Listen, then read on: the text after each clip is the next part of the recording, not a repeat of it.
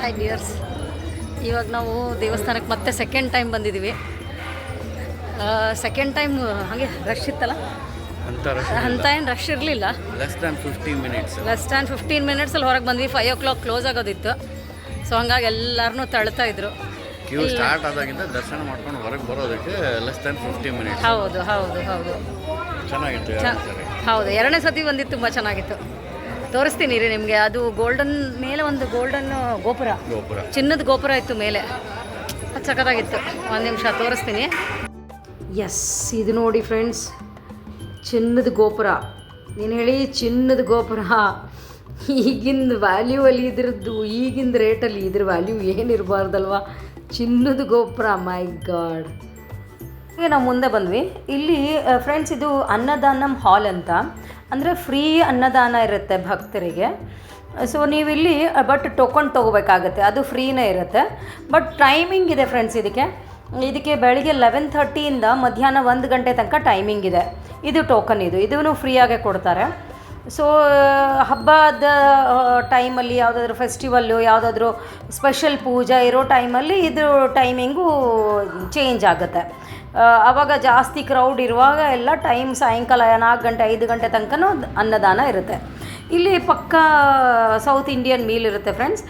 ಏನು ಅನ್ನ ಸಾರು, ಅನ್ನ ರಸಮ್, 1 or 2 ಪಲ್ಯ ಇರುತ್ತೆ.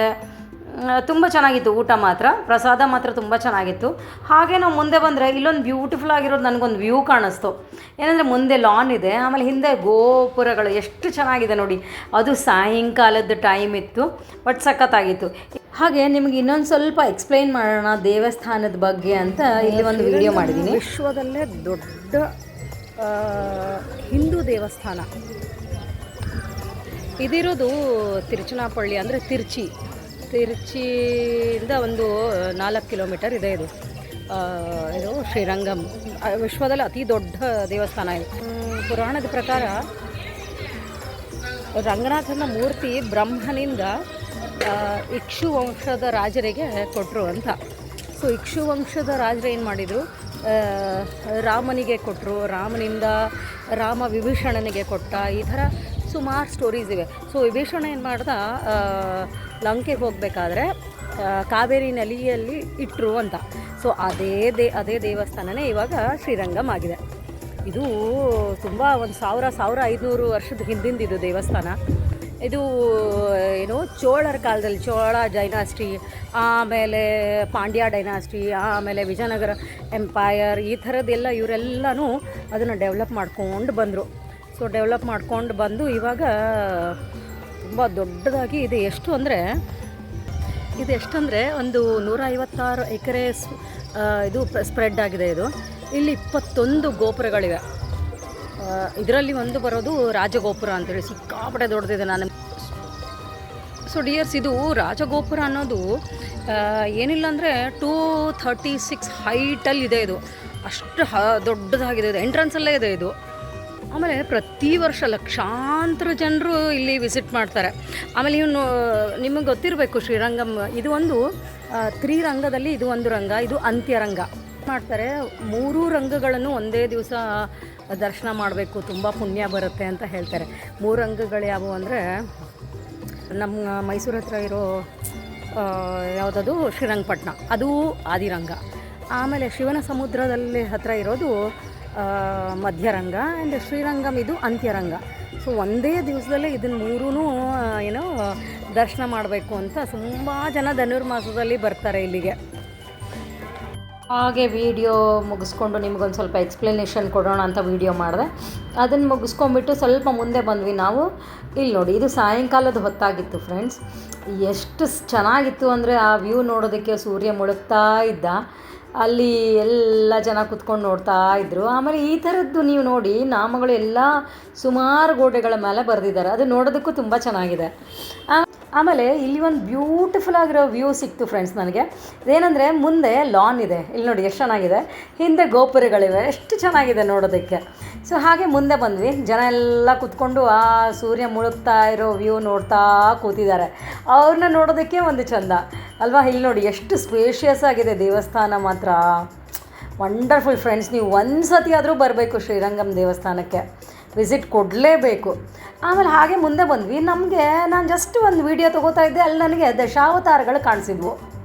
ಇದು ಶ್ರೀರಂಗಂ ದೇವಸ್ಥಾನದ ಒಳಗಡೆ ವಿಷ್ಣುವಿನ ದಶಾವತಾರಗಳನ್ನು ನೋಡ್ಬೋದು ಫ್ರೆಂಡ್ಸ್.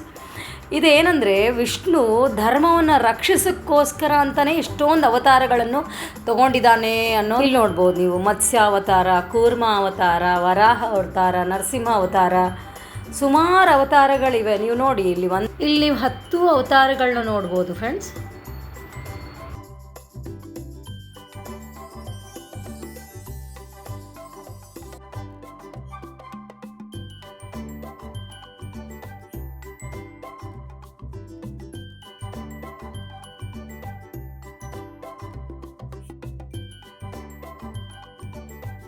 ಸೊ ಇವಾಗ ನಾವು ಅದನ್ನೆಲ್ಲ ನೋಡ್ಕೊಂಡು ಹೊರಗೆ ಬರೋಷ್ಟರಲ್ಲಿ ಆಲ್ಮೋಸ್ಟ್ ಕತ್ಲಾಗಿತ್ತು ಫ್ರೆಂಡ್ಸ್.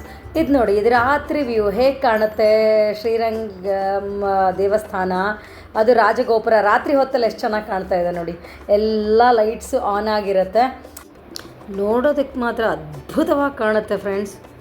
ಈ ಪವಿತ್ರವಾದ ಸ್ಥಳ ಹೀಗೆ ನೋಡ್ತಾ ಇರಬೇಕು ಅನಿಸುತ್ತೆ ನೋಡಿ. ರಾತ್ರಿ ಈ ಥರ ಇರುತ್ತೆ ಶ್ರೀರಂಗಮಲ್ಲಿ. ಇದು ನೋಡಿ ಫ್ರೆಂಡ್ಸ್, ಇದು ರಾತ್ರಿ ಹೊತ್ತಲ್ಲಿ ಹೇಗೆ ಕಾಣುತ್ತೆ ಅಂದರೆ ಅಕ್ಕಪಕ್ಕ ದೇವಸ್ಥಾನದ ಗೋಪುರದ ಅಕ್ಕಪಕ್ಕ ಯಾವ ಥರ ಇದೆ ಇಲ್ಲಿ ನೋಡಿ ವ್ಯೂ. ಎಷ್ಟು ರಾತ್ರಿ ಹೊತ್ತಲ್ಲಿ ಈ ದೇವಸ್ಥಾನದ ವಾತಾವರಣ ಎಷ್ಟು ಶಾಂತವಾಗಿತ್ತು ಅಂದರೆ ಫ್ರೆಂಡ್ಸ್, ನಿಮಗೇನಾದರೂ ಈ ಥರದ್ದು ಒಂದು ಅವಕಾಶ ಸಿಕ್ತು, ಅಪಾರ್ಚುನಿಟಿ ಸಿಕ್ತು ಅಂದರೆ ಪ್ಲೀಸ್ ಮಿಸ್ ಮಾಡ್ಕೊಳಕ್ಕೆ ಹೋಗಬೇಡಿ. ಒಂದು ಸತಿ ಆದರೂ ಬಂದು ಭೇಟಿ ಕೊಡಿ ಈ ದೇವಸ್ಥಾನಕ್ಕೆ, ಶ್ರೀರಂಗಂ ದೇವಸ್ಥಾನಕ್ಕೆ. ಸೊ ನಾವೇನು ಮಾಡಿದ್ವಿ, ರಾತ್ರಿ ಹೊತ್ತು ನಮಗೆ ಊರಿಗೆ ಹೋಗಬೇಕಿತ್ತು, ಬೆಂಗಳೂರಿಗೆ ಮತ್ತೆ ವಾಪಸ್ಸು. ಸೊ ನಾವೇನು ಮಾಡಿದ್ವಿ, ಲಾಸ್ಟ್ ಬಸ್ಸು ಅಂದರೆ 9 ಗಂಟೆಗೇನೋ ಬಸ್ ಇತ್ತು. ಬಟ್ ಅದು ತುಂಬ ರಶ್ ಇತ್ತು. ಹಾಗಾಗಿ ನಾವು ಆ ಬಸ್ನ ಕ್ಯಾಚ್ ಮಾಡಿಕೊಂಡು ತಿರ್ಚಿಗೆ ಬಂದ್ವಿ. ತಿರ್ಚಿಯಿಂದ ನಮಗೆ ಬೆಂಗಳೂರಿಗೆ ಡೈರೆಕ್ಟ್ ಬಸ್ ಇತ್ತು 11-11:30ಗೆ. ಸೊ ನೀವು ಏನು ಮಾಡಬೇಕು ಫ್ರೆಂಡ್ಸ್, ಇಲ್ಲಿಂದ ಶ್ರೀರಂಗಮಿಂದ ವಾಪಸ್ ತಿರ್ಚಿಗೆ ಹೋಗಬೇಕಾದ್ರೆ ಸ್ವಲ್ಪ ಬೇಗ ಬಿಡಿ. ಬಿಕಾಸ್ ನಾವು ಬಿಡಬೇಕಾದ್ರೆ ತುಂಬ ಲೇಟ್ ಆಯಿತು, ಅದು ಲಾಸ್ಟ್ ಬಸ್ ಅನಿಸುತ್ತೆ. ಹಾಗಾಗಿ ತುಂಬಾ ರಶ್ ಇತ್ತು. ಮಿಸ್ ಮಾಡ್ಕೊಳ್ಳೋಕೆ ಹೋಗಬೇಡಿ ಫ್ರೆಂಡ್ಸ್ ಅಪಾರ್ಚುನಿಟಿನ. Thank you dears. ನಿಮಗೇನಾದರೂ ಈ ವಿಡಿಯೋ ಇಷ್ಟ ಆಗಿದರೆ ಲೈಕ್ ಮಾಡಿ, ಶೇರ್ ಮಾಡಿ, ಕಾಮೆಂಟ್ ಮಾಡಿ, ಸಬ್ಸ್ಕ್ರೈಬ್ ಮಾಡಿ.